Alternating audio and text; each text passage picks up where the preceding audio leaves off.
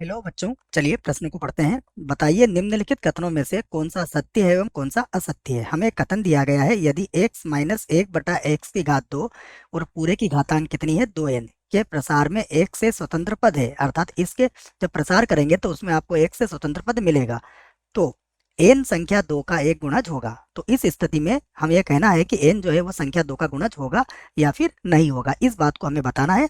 यदि होगा तो कथन सत्य हो जाएगा और यदि नहीं होगा तो कथन हमारा असत्य हो जाएगा।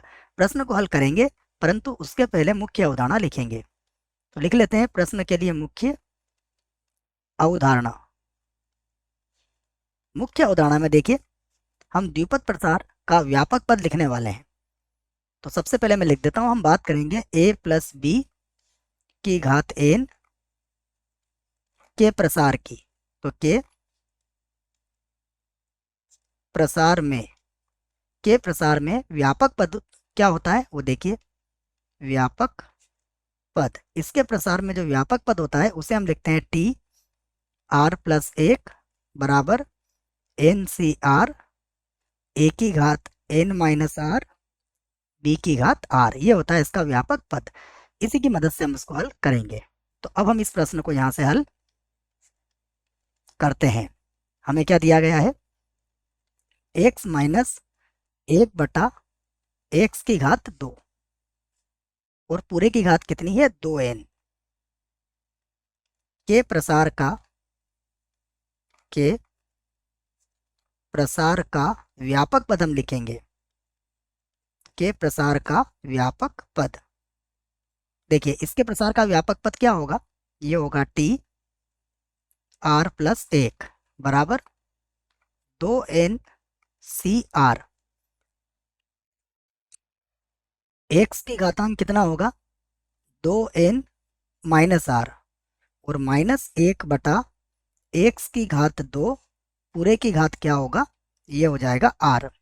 इसको अभी और हल करना है हमें, तो फिर से लिखता हूं मैं टी आर प्लस 1 बराबर, ये होगा 2n सी आर।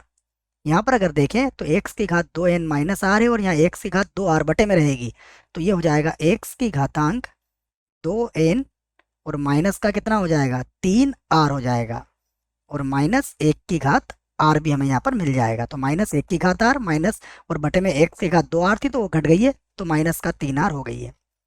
इसे बना दिया हमने समीकरण नंबर x। और अब x से स्वतंत्र पद के लिए हम उसको हल करेंगे। तो हम लिख लेते हैं x से स्वतंत्र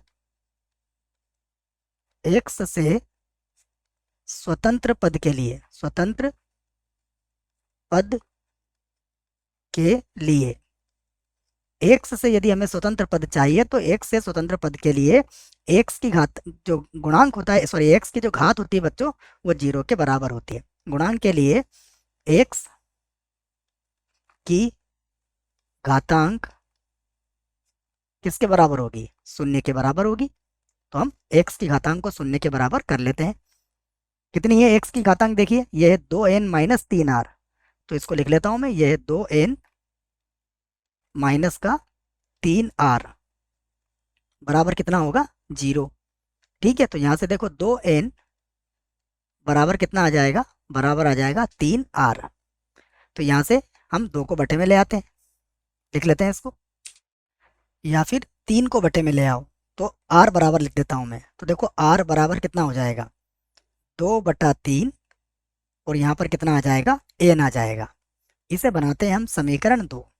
अब आप समझिएगा कि r क्या होगा बच्चों, r क्या होता है, देखो r जो होता है वो पदों की संख्या होता है। यहाँ पर r प्लस 1, तो r का मान हम क्या क्या रख सकते हैं, देखो r का मान हम 0 रखते हैं, 1 रखते हैं, 2 रखते हैं। r का मान सदैव पूर्णांकों में आता है। अब r का मान पूर्णांक कब होगा, जब n क्या होगा बच्चों 3 का गुणज होगा। तो यहाँ पर मैं लिख देता हूँ कि r पूर्णांक होगा, r पूर्णांक होगा होगा यदि यदि क्या हो n 3 का गुणज हो, 3 का गुणज हो, गुणज हो तभी होगा। देखो यदि n 3 का गुणज हुआ बच्चों तो ये जो बटे का 3 है ये 3 से 3 कट जाएगा और फिर हमें पूर्णांक में मान मिल जाएगा। तो r पूर्णांक होगा यदि n क्या होगा 3 का गुणज होगा। जबकि प्रश्न में हमसे क्या कहा गया है, प्रश्न में हमसे कहा गया है कि n क्या होना चाहिए, 2 का गुणज होना चाहिए। यही कहा गया है देखो कि यदि स्वतंत्र पद है तो n क्या होगा, संख्या 2 का गुणज होगा। हमारे लिए क्या आया है, ये 3 का गुणज आया है। तो हम इस बात को कह सकते हैं, इस प्रकार से लिख भी देते हैं इसको कि अतः अतः दिया गया कथन, दिया गया कथन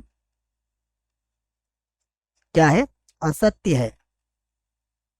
दिया गया कथन असत्य है। तो ये हमारे प्रश्न का उत्तर मिल चुका है। मुझे आशा है बच्चों प्रश्न का उत्तर समझ में आया होगा। धन्यवाद।